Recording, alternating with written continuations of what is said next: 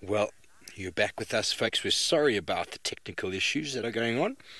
We are still with our mongoose who were shouting defiance a moment ago because, would you believe it, as the tech loop rolled over, the male and female lion rolled it, and then they mated some more, and then there was a bit of neck biting, and well, now they are flat again. So that was quite a quick little turnaround, that one.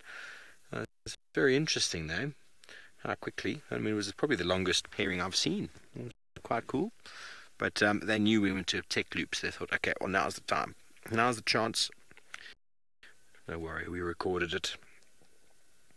Who knows, you might see a highlight on Sunday. But hopefully we get them to do it again in the next little while. But while they were doing it, these mongooses were going, while they're looking at the lions. They're thinking, these enormous beasts are right outside of our home. Must be quite frightening, in fact. They know they can scurry away and get away from them, but still, you can't turn your back. Never turn your back on a lion. They're all nestled up nice and close. The sun is starting to set in the distant horizon.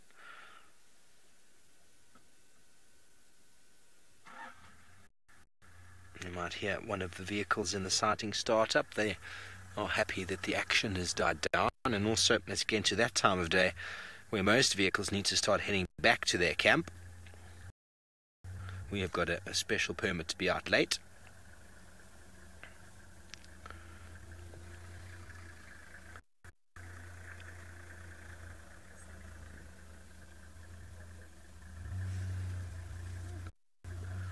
There they are. Well, we might try and get into another position in a little bit once this vehicle moves and try get into a place where we can actually see the lions, maybe with the sun set behind them. Wouldn't that be glorious? But the position they're in now, they've moved very close to that little drainage lugger. I don't think we're going to be able to get to where I wanted to, but we can still turn the vehicle and still get a sunset. Nevertheless, just might not have lions in it. Nice open plain. If it wasn't for the vehicles from a distance, well, we never would have known that these animals were here. As you can see, they are lying down. Sorry, I'm running very short on jokes today, but we're going to move around and get into a nice position for the sunset. And while we do, let's go over to Brent Leo Smith.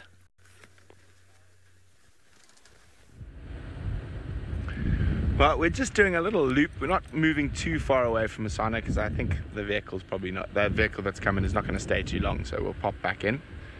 So in the meantime, we're just having a little bumble about in this beautiful late afternoon light and seeing what else we can spot. Now let's see, has anyone managed to get the tree correct? That is the question. I was trying to look for another one that had fruit on it at the moment so I could show you the seeds, but I think only the ones down in the drainage line are going to have fruit at the moment. They're all still quite green.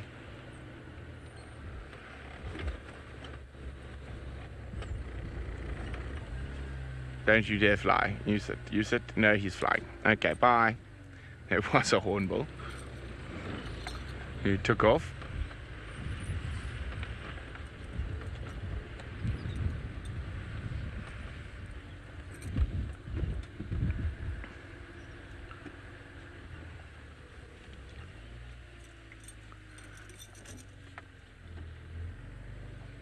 Senak, it was not a Tambueti.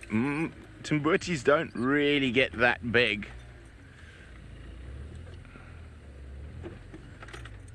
Now, we've got another interesting tree here. Oh, let's go for a little stroll across the bonnet. Why not? So I was trying to have a look. Yes. Have a look carefully, actually. Probably that's a better one. About to burst into flower. And this tree is very pretty. Now, depending on the rainfall in the area, so at home where my house is, in certain areas, these trees are already in flower and they are looking absolutely gorgeous. Just these beautiful, tiny little purple flowers. And to give everyone a hint, because you're going to have to figure it out after you're done, because I'm not going to tell you. The ladies that live around these trees are just generally quite desperate. So that's a hint to what that tree is. But we'll wait for you to get the first tree before I carry on quizzing.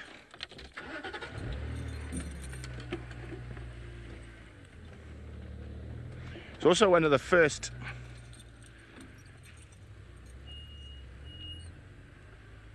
a lot of people said it was a marula. No, not a marula. Definitely not a marula.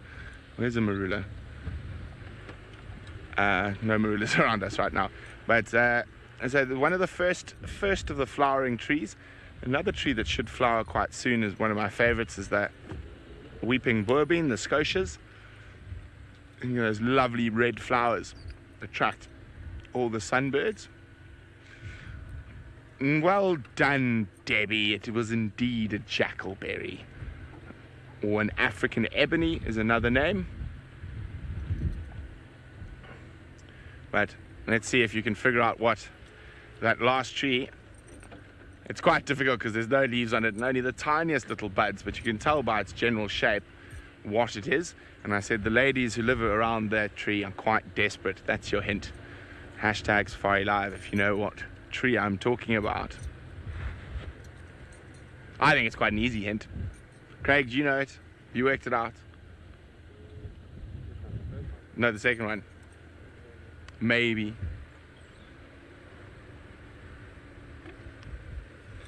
That's interesting.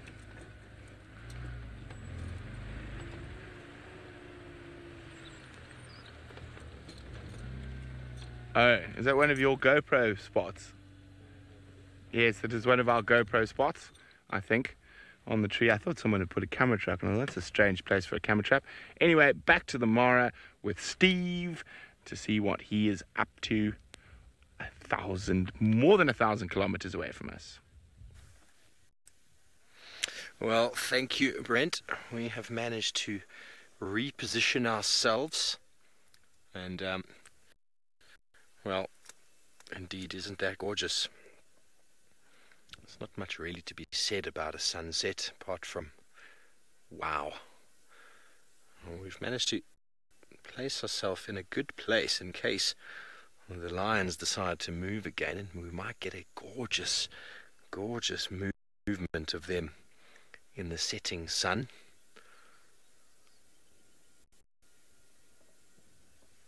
The Olololo range in the far distance. Wildebeest not too far away. No idea that there's a mating pair of lions flat in the grass. Or maybe they do know, and they know that they're not hungry at the moment, so all is good. They've picked a pretty good spot. When you are mating for a few days, you do get thirsty, and there's a little bit of a drainage here with a bit of a spring coming out. There we go, a little bit of a lugger here with some water. It's not the best water in the world, but there are places where it's probably quite clean. And so there we go. That's what the lions will at least be able to sustain themselves.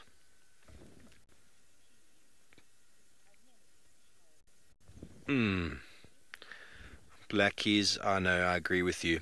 I agree with you. Who can get tired of this? Who can get tired of that? Well, Arch, enough of my face. That's where you need to look, right there. It's gorgeous. There's a really interesting line going on over towards the sun there. That's weird. Must be a jet stream. Oh wow, that's awesome. What does he see that line there? That's not the camera. It doesn't seem to be a jet stream. Interesting. Artist's paintbrush. Artist's paintbrush. Well, the lions are too sleepy to be enjoying the sunset, so we'll enjoy it for them. And, well, hopefully, before that light fades, we'll get some movement. Last week, about this sort of time, it was a bit James and I had the beautiful scenes with the Salt Lick Pride when they were looking to a similar sunset, and well, they indeed had a movement, a bowel movement. They love looking at beautiful scenes while going to the toilet. Loo with a view. The rolling plains. We'll stay right here and keep you updated on whatever goes on. I haven't been able to show you their faces, so I'm sorry you aren't able to assist us in the identification of these animals.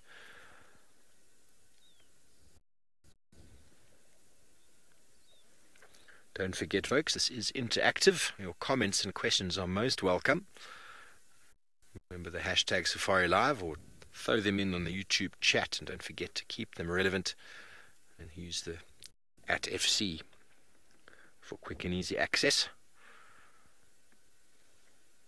We're truly blessed. The other vehicle had to leave due to gate times, and we get to sit here alone with our thoughts and a pair of lions. Definitely have a bad job, don't we, Arch? Well, worst job in the world. Right, yeah.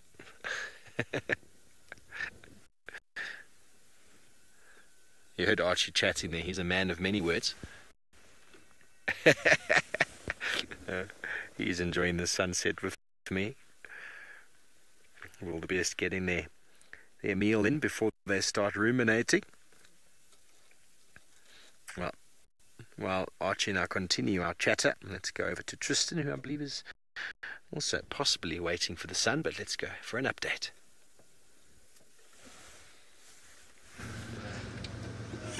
No, not waiting for the sun at all, Steve. Yeah, not sure where that idea comes from, but what we're doing at the moment is went to Buffelshoek Dam to try to find these buffalo that were reported in this area. Picked up tracks of Tundi, but through kind of speaking to Brent and just having a little look around, it seems as though it's the exact same, I don't know why that car is stalled, exact same tracks that he had this morning crossing into Torchwood. The problem is that Brent told me when he tracked them this morning is that they just go too far into Torchwood for our signal range, so unfortunately I can't carry on those. I thought at first I got a bit excited because I asked Brent, he said he had driven there and they were on top of his vehicle tracks, but then we worked out that we were talking about two different roads, and so it is actually the same tracks that he saw and that he drove in on, and it comes for both of them kind of coming this way and then crossing over into Torchwood itself. So unfortunately for us, I don't think we're going to be able to find them. What I'm going to do though is I just want to quickly check around this block, just have a little look, see if there's any sign of the buffalo. If there's nothing, then I'm going to turn back and I'm going to come down Torchwood, Cheetah Cut Line, and maybe just take the first road into Torchwood, which is basically a firebreak road that runs southwards, and just check if I can't find anything. We have decent signal there, so that shouldn't be a problem, which will be good news. But what I'm hoping is that maybe, just maybe, she's come back somewhere in this area. She kind of just drifted back onto our side and we can pick up her tracks again. Be nice to catch up with the two of them. There's definitely tracks for both Tundi and Columba moving this direction from Buffelshoek Dam itself. So unfortunately they are not on top of the buffalo tracks nor on Brent's tracks, which means the likelihood of us finding them on our side is probably pretty slim, given that Tundi was seen yesterday on Djuma. I'm pretty sure she's moved back that side. She'll mess around in Torchwood, as we know, and then kind of come back on our side again. Unless, of course, she's hunting, but we know she was successful yesterday. And so in all likelihood, she's not that desperate to be out hunting and looking for all kinds of food. Also saw where that male lion walked, that Voca male with the limp. You can see clearly his tracks kind of moving through and going up onto Buffelshoek as well. So, not very many things coming our way, but everything going the opposite way. So hopefully we'll get a bit of luck, and you know, what goes out must come in eventually again, and so maybe we'll get lucky.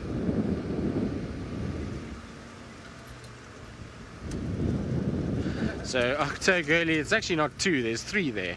It's just difficult to kind of see it. But what Octogirly is talking about is these things here in front. Well, Octogirly, that is for the spare wheel. So because when we decided to redo Jigger, we made Jigger the drone vehicle, which meant that we needed to have a place to store the drone, which we then did on the back of the car where the spare wheel normally goes. We had a box that was fitted there, and so then we had a spare wheel conundrum, and so we decided, well, it's going to go on the front on the bonnet. The problem is that I had a spare wheel on there and then it got a puncture, and so it's being repaired at the moment and being fixed, and it wasn't done by the time drive finished or started, so I had to wing it a little bit and go without this afternoon, and so that's why it's where the spare wheel normally goes. So tomorrow morning it will look a whole lot better than what it does now, because it should be fine and should be all ready to go. Right, now we've solved the conundrum of the kind of stakes on the front. I should have said something along the lines of that it's a place where we sacrifice people when they are out of control. That's where we should put people as bait for the various animals that we're looking for. Wouldn't that be nice if that was the case? We'd have to kind of put them on the frontier, and it would be a bit macabre, wouldn't it? So let's not do those kind of things. And it's you know, obviously we wouldn't really want to sacrifice any of the crew, or would we, Louise? I don't think we would. Today we had a crew review where review is basically where we review each other, and reviews can get sometimes a little bit kind of tense because often people strike a nerve. It's a difficult thing to accept when somebody tells you that you're doing something wrong. And so, you know, people sometimes get a little bit touchy about being told that they are not doing the job correctly or something like that. And so maybe today somebody would have wanted to put somebody else on a stake. There was a few little tense moments, but everything got sorted out in the long run. It's all part of a healthy thing. It's always good to review yourself when it comes to work and to get yourself kind of, you know, better and to try and be better in the job that we do. So it's important that we kind of review what we get up to and what we do and try and be better, so that hopefully you all enjoy the show a lot more. And it's... Alright, so now apparently my signal is being dodgy once again, so before we lose signal, let's send you back up to Steve and those mating lions. I wonder if the mongoose had decided to depart the scene as of yet.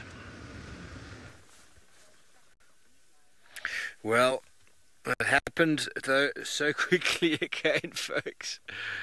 Oh, the lions didn't even barely take in the sunset. Just the world's quickest mating session and flat again. Really, really high in intensity. Really, really was. Well, Archie barely even caught it on camera. It just happened so fast, and unfortunately we got a little bit of delay when we have our side of things from here down to South Africa. So 6 seconds is a very long time when you talk about lion mating. It's over in 3-4 seconds. So no worries, Lou. We have to kind of almost guess when they're going to do it and then be live with them at that exact moment for it to happen.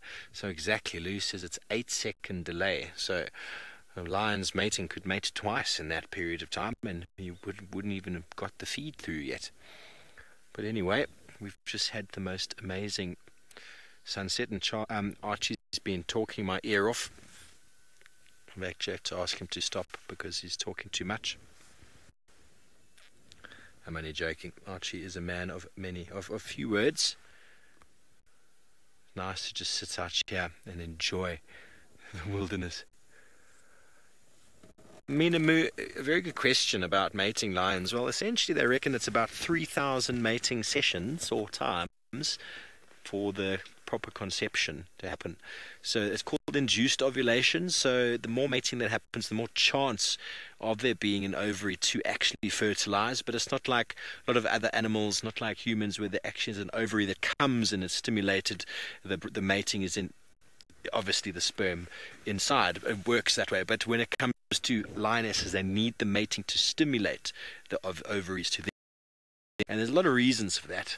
First of all, if lionesses had to mate, or if they had to conceive off with one single mating, well then, and that male hasn't proved dominance, then there's a very good chance that her cubs, when born, will be killed because the male is just passing through, and well, what are the chances that he's going to maintain the fatherhood or the pride or the territory? And then also, having repetitive matings also adds a little bit of confusion in the population towards males. They're not sure. Is it mine? Is it mine? Not quite sure. So there's no guarantee in lions mating, so that's why they have to do it again and again and again. Okay, well, the lions are still there. We're going to keep our eyes peeled on them, and hopefully we'll be able to catch a session. But it's very quick, folks. It's happening very quick. But anyway, we will stay right here.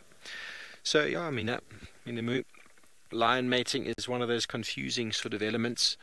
The mysteriousness of it. Is it mine? Is it not? And also, females don't want to conceive to the first male that they breed with. Not that they know that, or they probably don't know that. It's probably an element of evolution that's led to that sort of behavior. Because a female that does have cubs and a male moves in, he will kill it. That is without doubt. Well, not all the time, but it's a very good chance of her losing them. So 3,000 couplings for the successful breeding. That's quite a lot, is it not? That's why it is so quick, short and sweet and continuous. Starts off every 7 odd minutes every day, and then it slowly starts peating off to about 15 minutes, 20 minutes. And what we saw the other day was a 37-minute stretch between matings. Kinky tail and one of the Aldonio Payak males, and then after he was probably tired, then his brother swapped out. And I only knew that because Nikki identified the two as being completely different males. I hadn't even noticed. So it's very interesting to notice that they'll actually, if the female, she'll just stay in estrus, or she'll stay on heat, so to speak. But like I said, the ovary is the eggs are not necessarily available. It's a very interesting sort of idea, and lots of work. There hasn't been too much in the way of study behind it. There's quite a lot of work going into the reproductive states of animals these days, and how many matings it is, and what is the purpose of certain bones in the penis, and what's the purpose of lions and leopards' penises actually being barbed. And they reckon that they actually are painful when the male pulls out, and it actually causes a little bit of discomfort for the female, which actually leads or causes her to roll over and maybe even to snap at him. And these are all very, very crazy ideas. Ooh, his head is up. He's looking at the sun going, oh, one more before the sun goes down? Yes. Okay, well, this could happen, folks. Let's keep watching. He is a beautiful male who's obviously trying not to show you his face.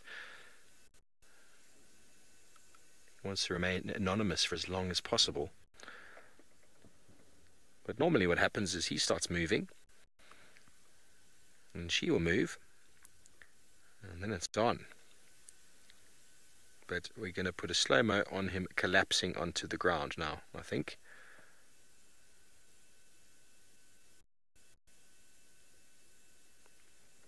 Maybe. No. Well, hopefully she will get some interest yet. He is definitely interested. I don't know how many days this has been going on for.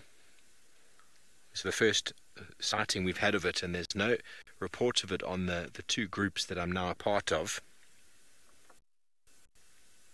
But these spaces are very wide and open, and a pair out in the middle of one of these blocks, well, would be unfound. There's no tracking. No one spends any time tracking these animals. Andrea, I don't know what signals the end of the mating period. I think it might just be a period, or the stimulus of time to eat. The mating sort of drive gets outweighed by the hunger drive, and all animals, including us, are dominated by drivers in our life. And I'm sure you've all had that feeling before, when you are very, very hangry and someone wants to talk to you, or you get caught in traffic, or you get home and all you want to do is eat. You don't have time to deal with anything until you get some food in your belly, and then once you got some food in your belly, then you can deal with any other thing. But that driver completely outweighs anything else. So once that driver outweighs the mating driver, well, then they just part ways without even a kiss on the cheek. But anyway, let's go back down to Brent with the little chief.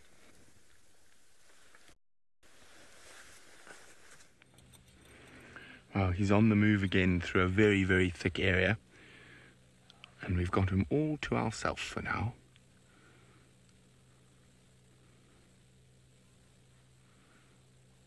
He's definitely hungry and on the hunt. You can see how carefully he's picking his way through this broken terrain. Now, of course, this type of broken terrain is favoured by both Stenbok and grey duiker, two of his favourite prey.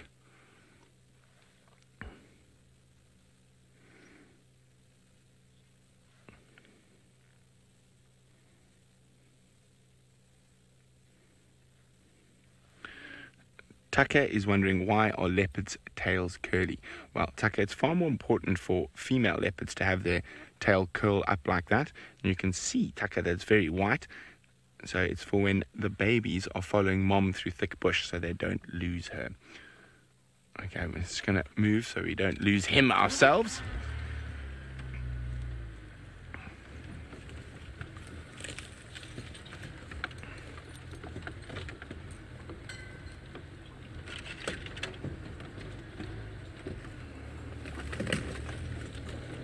And he's slowly sneaking through this thick stuff. What is that there? I think, is that a stick or a duiker? No, it's a stick. I'll see where he's going so I can plan my route. Oh dear, of course he goes that way. Hold on, everyone. Going to be a bit of a crash and a bash as we go across this dead wood. Now that elephant bone, leg bone that's in the tent actually comes from here. I picked it up over here. You can see there's another elephant bone there. Oh, that's a big stump. That would not have ended well for Wendy.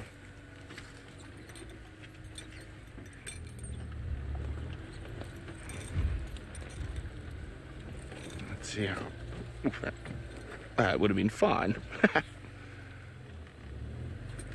Yeah.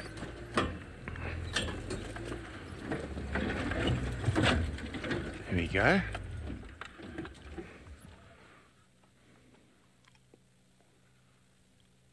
Picking his way through this almost ideal leopard hunting country with all this broken bush, lots of cover.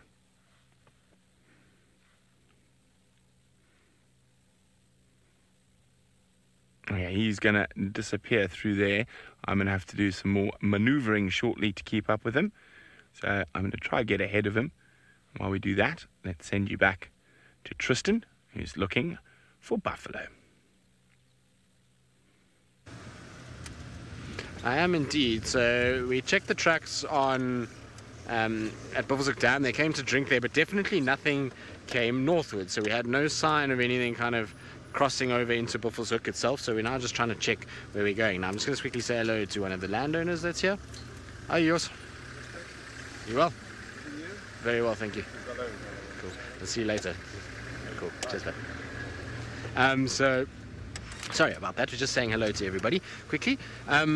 So we'll try and see where they've gone. I have a funny feeling they might be heading towards sort of Gari Dam, but before we get there, I'm going to try and get a nice shot here for Seb. It's not great where I am right now, Seb. Just let me know when it opens up. It should be quite nice just in front here. We should get a really nice view of quite an epic sunset that is taking place at the moment. So if I line it up a bit more, say when. Past this bush, okay. More. Now it's got more bushes in the way. Maybe a little bit from further forward. Hold on, Seb. I've got one more shot at this, which I think might work right about there. There we go. So that's where Seb wants it, and that's where we're going to give you a very, very, very beautiful sunset that is taking place over the horizon. And you can see those clouds that are in the distance are just kind of filtering out that light, and it almost looks like a kind of painting, doesn't it? It looks a bit fake in many respects. So that is the kind of sun just setting over the Drakensberg Mountains with a little bit of kind of cloud cover that is taking place. This is absolutely a beautiful evening. The the temperature is also wonderful this afternoon. It's really not too cold. The wind has settled a little bit, so perfect evening to have spent some time out in the bush.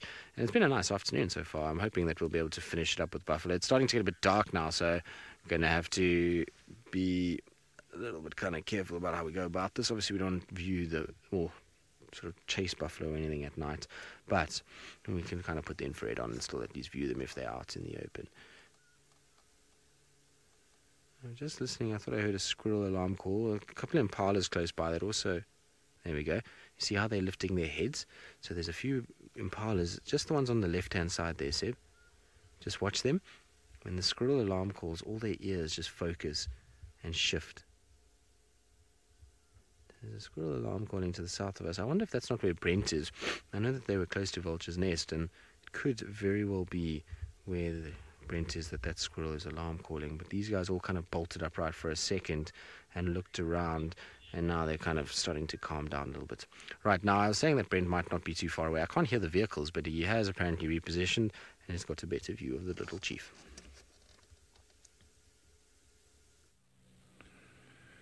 You can see he's still very focused and keeping an eye out. So he's been quite hungry. Last night he nearly killed an Inyala right near camp.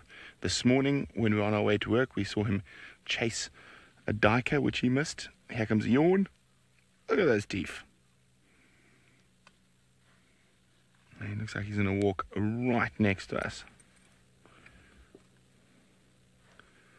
Hello, my boy. So, if any of you are new viewers, this leopard I found when he was 8 hours old. Hey, silly cat. So, 8 hours old is the first time I saw little Hosanna.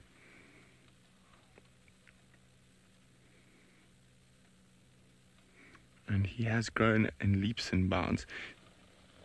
He's still got a few kilos to put on. Guess he's probably weighing about 60, 63, somewhere around there at the moment. And by the time he gets to 4.5 years old, he should be weighing at around 80. He might get a bit bigger, of course, but 80 kilos, 75 to 80 kilos is really big for a male leopard.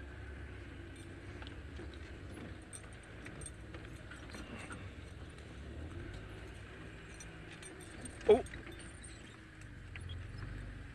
He's going to climb up the termite mound. Oh, look how his ears have gone flat. He might have spotted something, or he's just being cautious in his approach. And he's looking intently back to one of those very broken areas that the duiker and steenbok really, really like.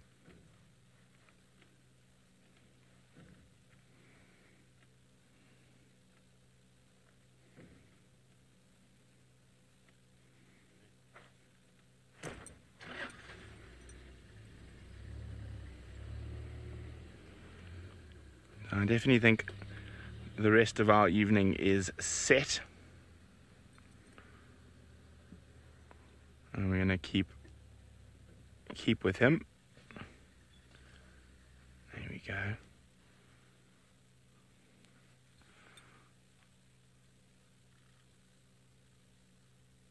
He is definitely, probably at the moment, my favorite leopard currently within our traverse.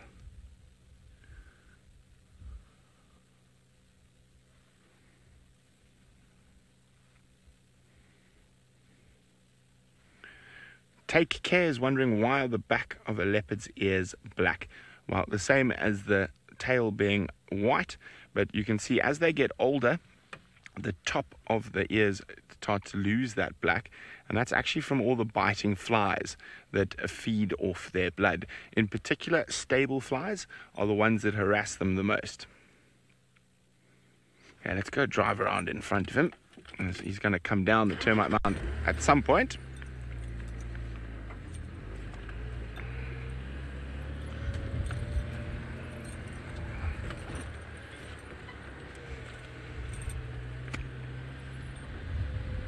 Oh, he's coming back this way, it looks like.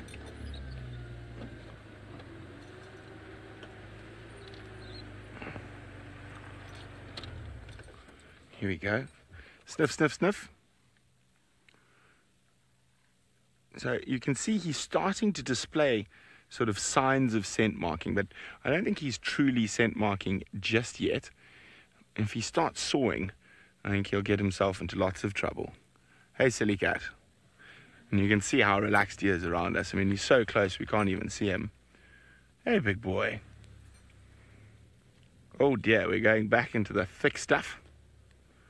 So we're going to have to move around to try to stick with him.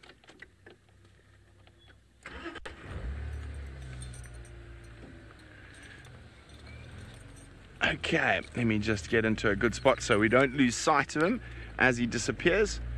And while we do that, and as Hosana heads west towards the setting sun, let's send you back to the Mara. Yes, well, the yawning has happened. She's up. He's kind of up. He's looking at her very, very deliberately. What are you doing, my dear? Okay, let's see what happens. Are you ready, folks? Be prepared. It all happens very quickly. Don't walk behind the car now. Oh no. Walk behind the car. Oh, can you believe it?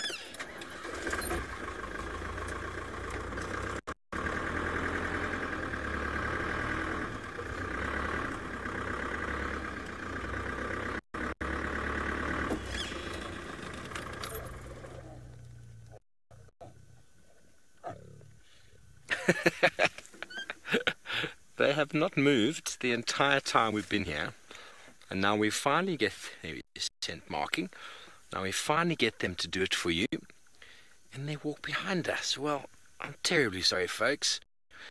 If we'd stayed where we were earlier, we probably would have got that, but we moved a bit closer because the infrared light needs to be able to, you need a certain distance to get between the lines and the light. Otherwise, it's just really nothing. Well, you got the end of it anyway. The delicate bite on the back of the neck, the rolling on the back, and he definitely claimed the area for his own.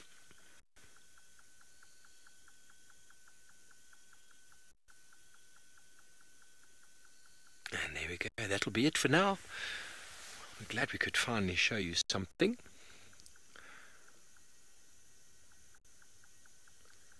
There is a nightjar calling, and I'm trying to think if it's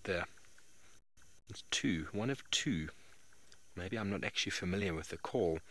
Can you hear it in the background? Just a tip, tip, tip, tip, tip, tip, tip. Tears from a dream. You saw everything you needed to see. Yes, indeed. Well, that is Arch, 6th time since we've been here? And that's the first time that they've moved to do it. So we're terribly sorry that they moved, but really nice to be able to witness nature going about its business. And she is very relaxed. You can tell how relaxed they are, even though she's giving Archie the evil eyeball.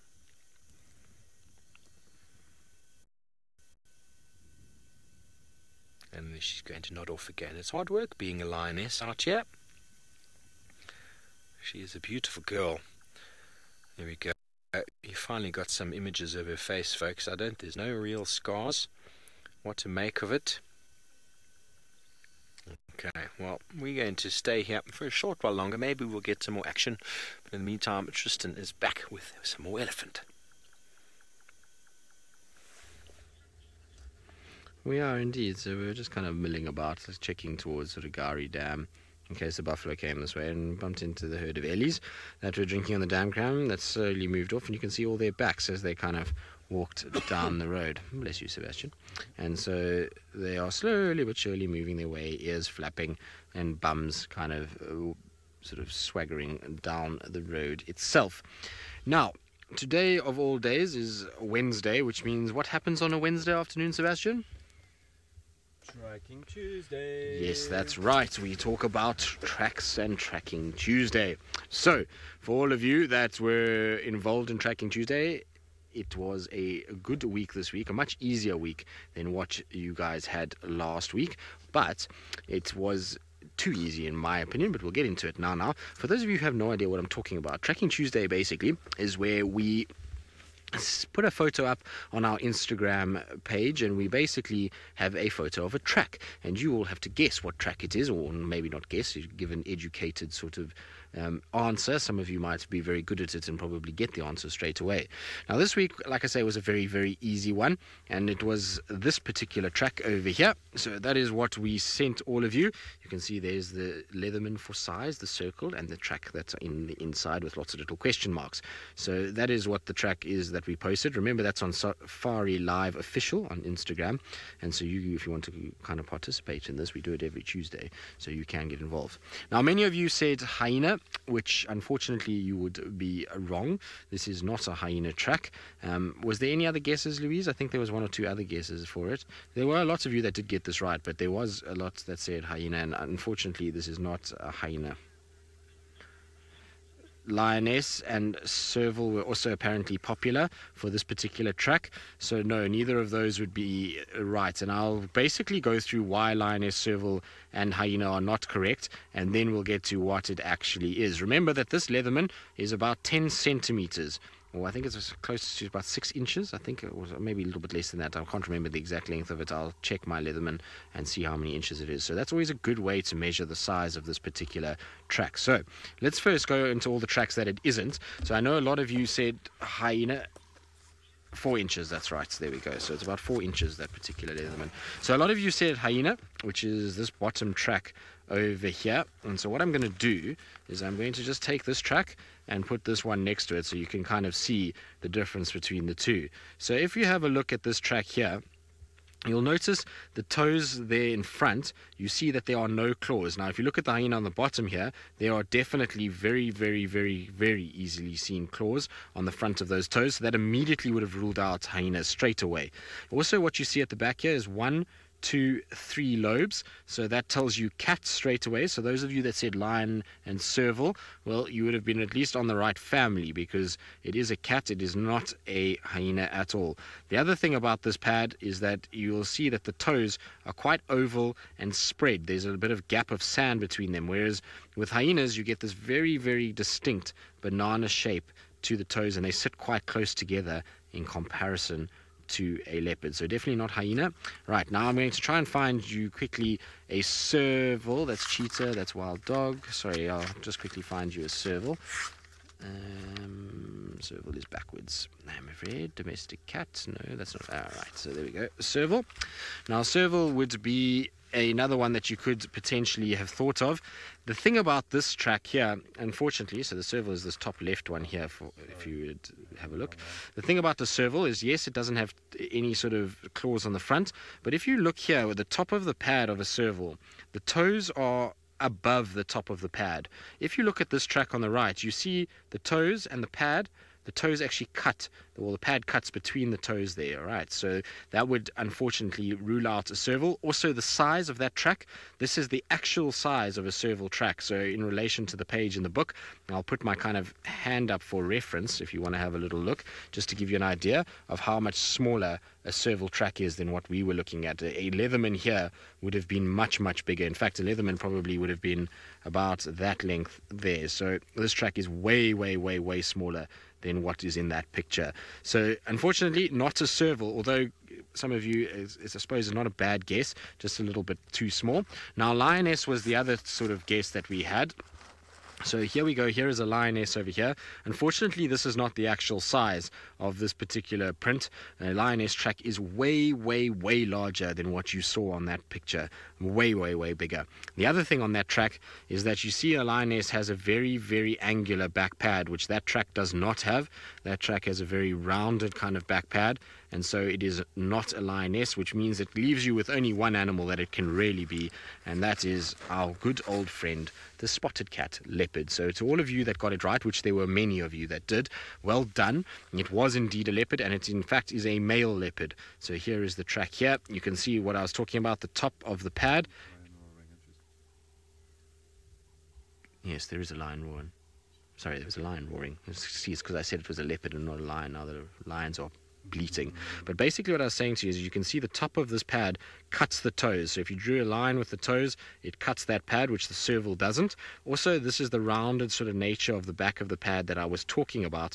You can see it's a very kind of perfect little circle. If you take your finger and just run it round, you get that. And then the actual size of it would have been perfect for that. So it was a spotty cat. I'm not sure which spotty cat it was. Steve took that picture, so I'm not sure who of our leopards it was, but it was indeed a leopard track. So like I say, so all of you that got that right, well done. Very, very good. It is a fairly easy one. And last week we tested you with a bushveld rain frog, and this week you got a leopard, so it was much, much easier. But we will continue to be posting tracks every Tuesday, so make sure that you participate in the fun. It's always good to be learning, and hopefully you guys are learning from these tracking Tuesdays. We try and give as much detail as we can, kind of to help you guys out. But remember that you just participate by logging on a Tuesday evening onto Safari Live Official on Instagram, and that's where you can guess, and we'll try and kind of get another track up and keep it going for as long as we possibly can. There should be some very, very cool tracks coming your way towards the summer, because when summer comes, well, then we're going to start testing you on insects and birds and various other things. Now, as Seb said, there was a lion roaring. That lion, unfortunately, is miles away. It sounds like up in Buffelshoek somewhere. Pretty sure it's the same male with that limp that's where we saw the tracks at Buffelshoek Dam going northwards. Pretty sure it's him. I was hoping though that I was going to hear a response from maybe the Nkahuma Pride or somebody around this area, but alas, nothing. So unfortunately it seems as though there's no other lions around Djuma itself. Now I'm just going to go down the road towards these ellies.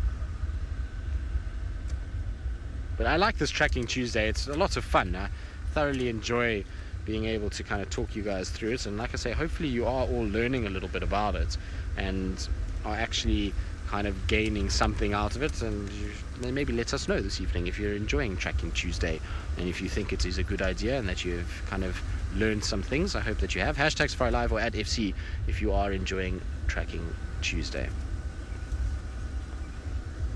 Right. Now, of course, here at Djuma, tracking is a hugely integral, vital part of our daily experience. But Steve up in the Mara, well, he doesn't have to worry so much about tracking at all, and he uses his eyes rather than his skills of tracking.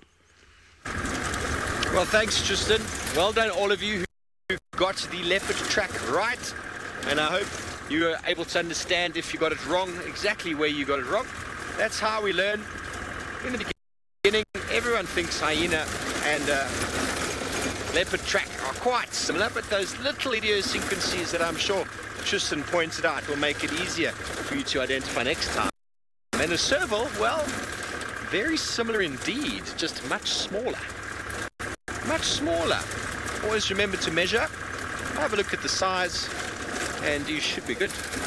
But it comes with practice. Practice. Even Jamie was saying this morning how out of sorts she is with her tracking. You can't, I mean, you remember a lot of things, but there's certain things you just, like when you haven't seen a leopard track in a while, you'll get confused between a male and a female. And there's one really funny hyena that hangs around in Djuma that's got 3 lobes on the back, which is quite a funny chap. But with time, it all becomes easier. But well done for all of those who tried.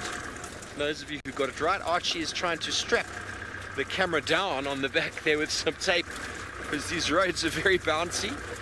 Well done, Archie. A little bit of a bush fix.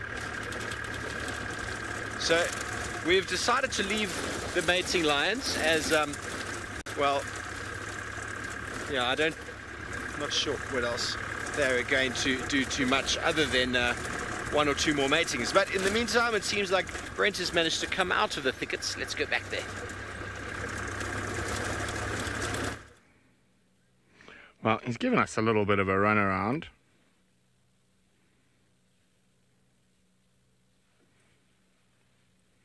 But as you can see, it's getting darker and we've gone into infrared.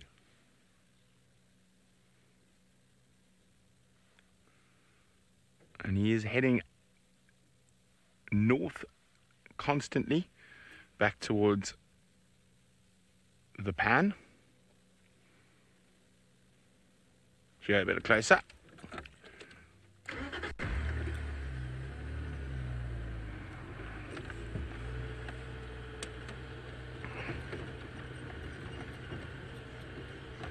It does get a little tricky around here, so hold on.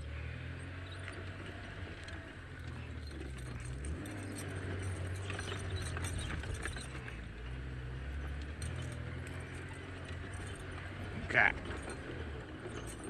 Now, strangely enough, one of the last times I saw his half-brother quarantined was with a Dyker kill in this very jackalberry that he's walking under at the moment.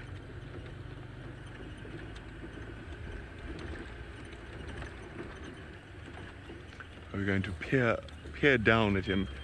Hello, big boy.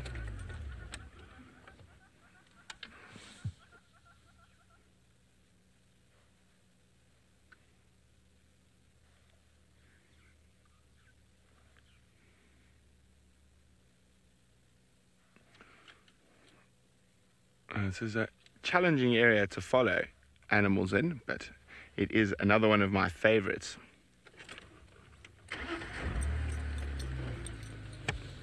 Judy is wondering, do leopard cubs survive if they were abandoned so young?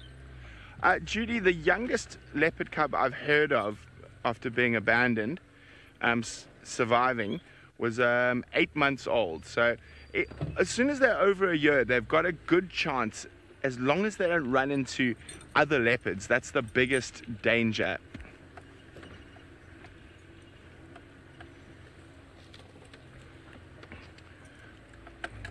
So that is the biggest danger, is running into other male leopards or other female leopards.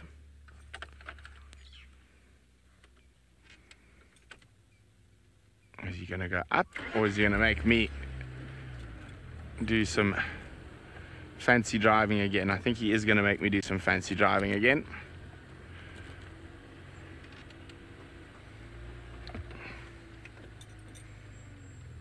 Oh, he just urinated. Smell the buttered popcorn. Oh, I love that smell.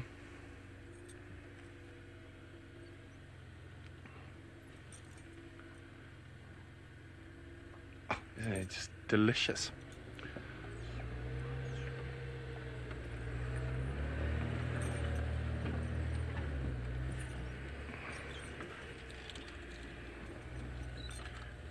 Here we go.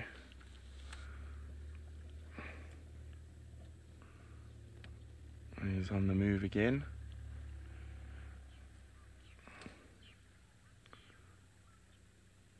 Absolutely stunning. Behind a baby leadwood.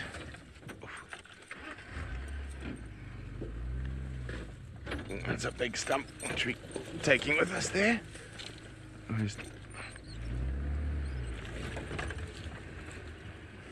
Okay, well, we're going to stick with the little chief while we do that. Let's send you back to Tristan, who's still got some elephants.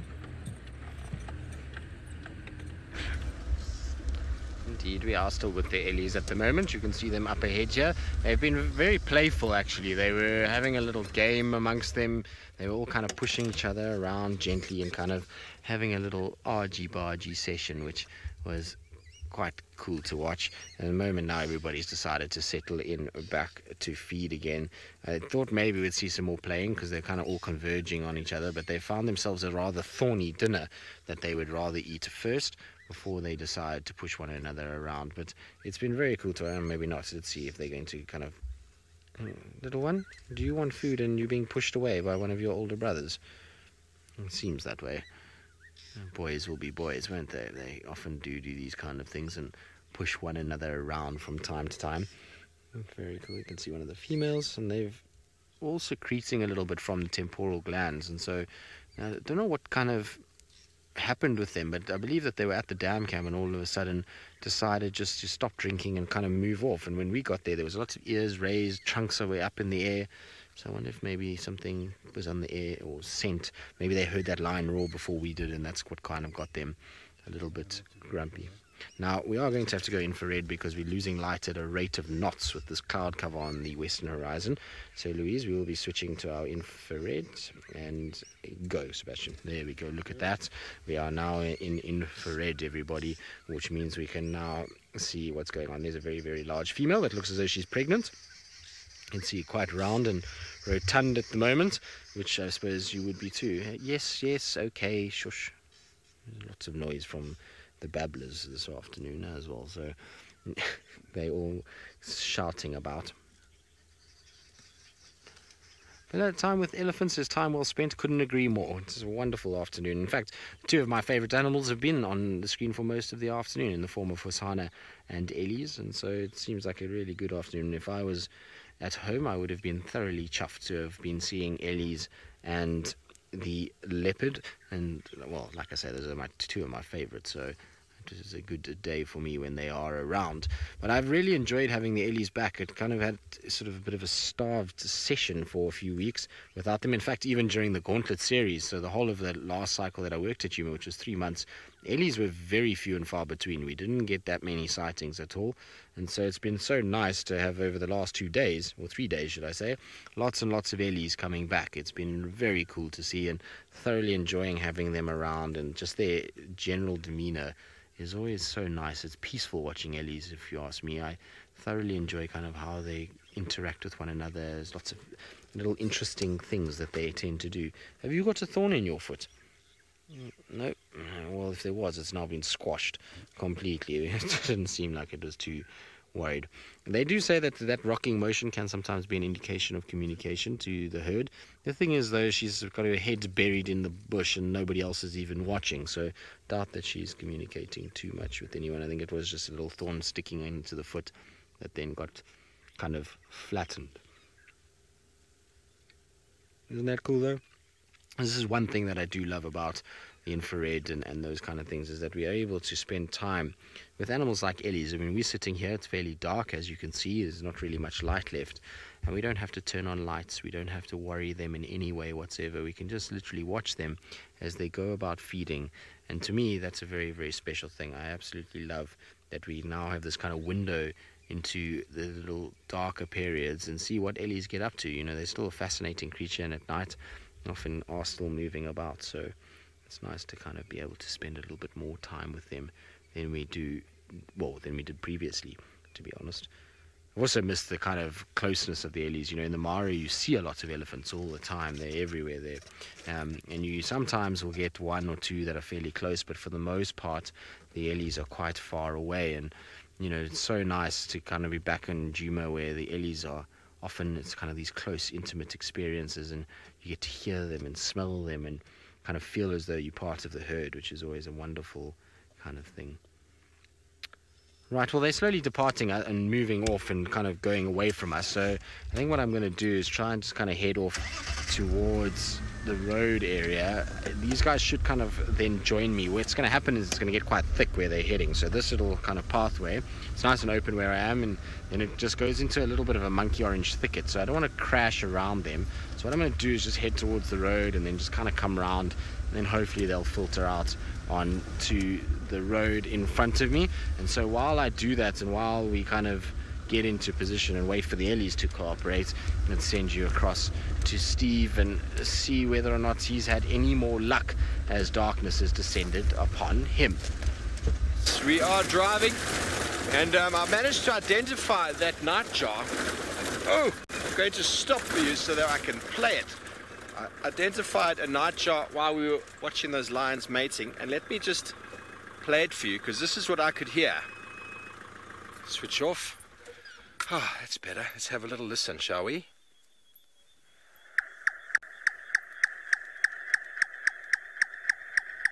Swamp nightjar. It's a first for me. First, not very common in South Africa. Let me try and show him to you on the dashboard.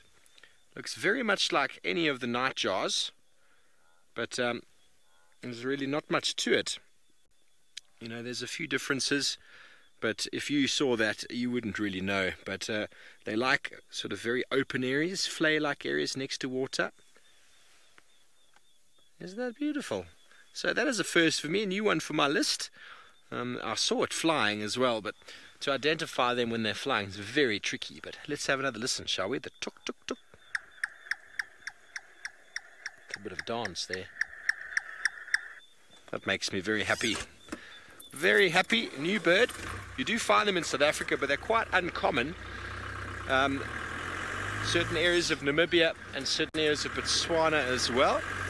So, but apparently they occur up here as well. So by the call, no other bird that I could find sounded like that, so I'm guessing it is the one. If anyone out there disagrees with me, please let me know.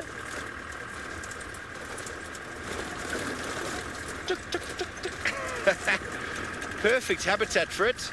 Swamp nightjar, new species for the list. Very good. Well, we are heading on our way back slowly. Who knows what we might find? Maybe members of the North Clan will materialize out on the road. Maybe we'll have a lion, another lion chasing wildebeest across the road, and this time maybe you'll be able to see it. Yesterday, it was very funny that you couldn't see it, but very funny with me and my windscreen wiper. Highlights of the day. Windscreen wiper Steve. My arm was actually quite tired after that, and I had to use the spotlight. I think I just need to work out a bit more. Shouldn't be making excuses for sore arms using a windscreen wiper. It's just that awkward sort of angle that I was holding the pole at. That was it. Magic Dragon Wizard said he's done it before, so I had a bit of support from the team. Thanks, guys.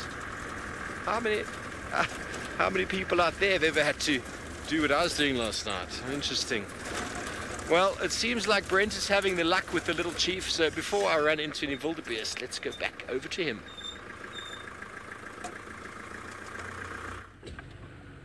Sorry about that, everyone. The sauna keeps moving. I'm just trying to find a way down. This one I might have to look at.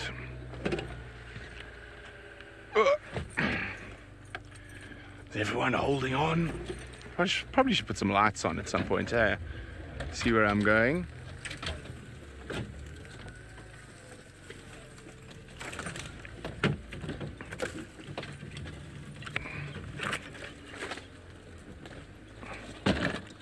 Whoopsie.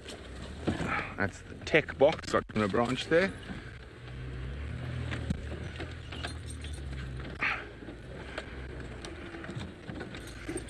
Yeah, I've just lost sight of him now. Need my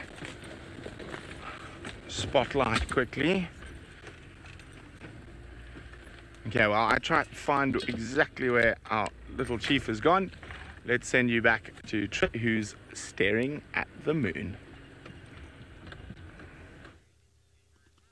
We are indeed, well, just a little slice of the moon. It's as small a little sliver as you could possibly imagine. So isn't that cool to see? You can kind of make out the outline as it goes round, but it's very, very, very, very little sliver that is there. So I always enjoy watching the moon like this. These little small crescent moons are beautiful at this time of the evening, especially when you just got a little bit of light, kind of just to make out the edging of the moon itself. But what a wonderful way to finish the evening, to have a kind of shot like that. So well done, Sebastian. And you can just see the last of the colors that are kind of waning away in the background to the audio track of Ellie's slowly feeding. So they've just crossed the road in front of us, most of them, and are kind of just around. But nice to just come down and sit and enjoy that. So we might just take a few minutes just to kind of listen to them as we sit here watching the moon and the silhouettes of the skyline.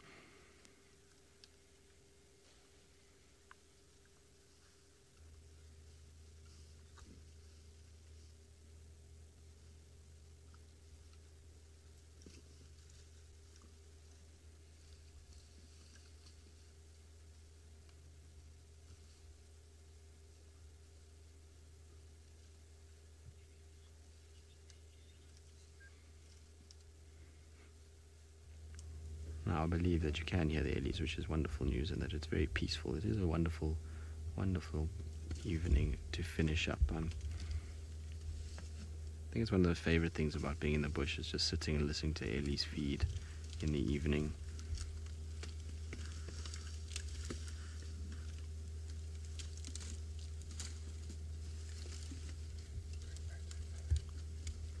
Right, now we're going to switch back into the infrared so you can actually see where the Ellies are. I'm sure you can just make out a bit of movement, but we are going to go back into the infrared itself. There we go, you'll see them just up ahead. I'm going to sneak forward a bit. The quarry tree is the one that's kind of just sort of poking through that's making Seb's life a little tricky to be able to film the eddies. They're all here on our left-hand side. So I'm just going to try and just get up this hill without disturbing them, because I don't want to be at too much of an angle.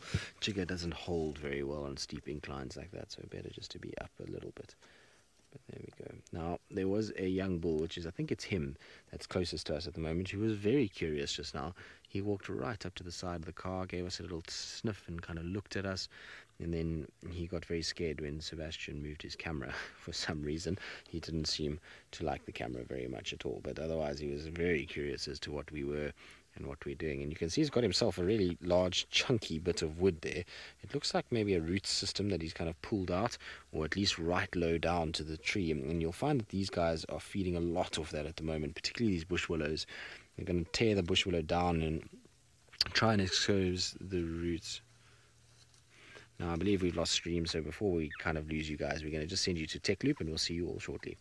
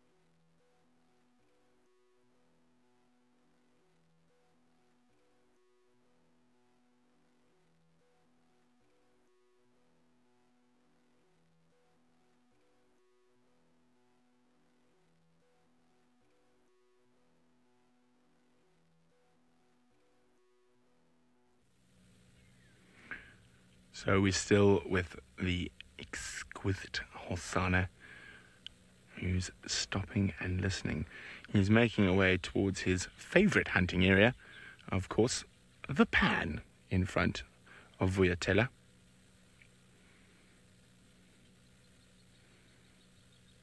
And before he comes out of the thickets here, he's just stopping and listening to see if there's any potential prey up ahead.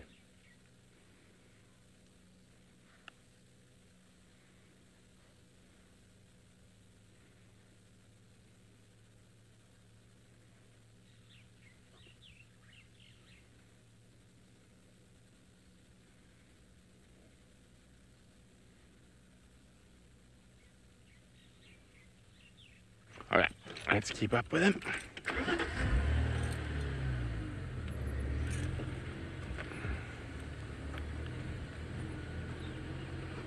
Bob says, what a beautiful kitty cat. Indeed he is, Bob. Indeed he is.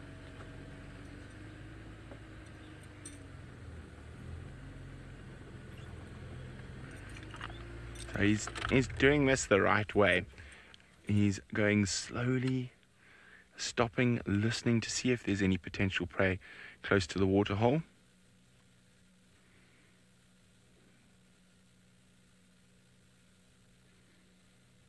You can see how alert he is.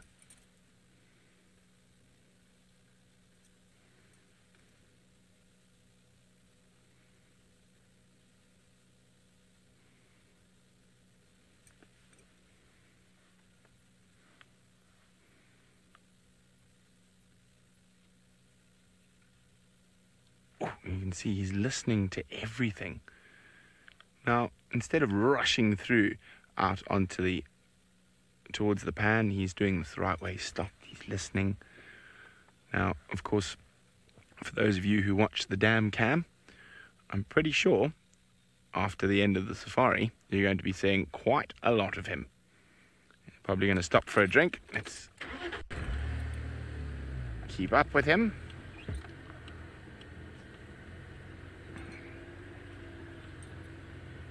And it has been awesome to spend this time with one of my favorite leopards, the little Prince of Djuma, Hosana. Hopefully he's going to be around again in the morning, and we'll be treated to another wonderful sighting of him. But of course, for those of you watching the dam cam, he's on his way. And he's had such massive success hunting around the dam cam in the last while. But from Hosana, the Prince of Djuma, and all of us here at Safari Live, it's wonderful to be back in the land of leopards for me, and I look forward to sharing a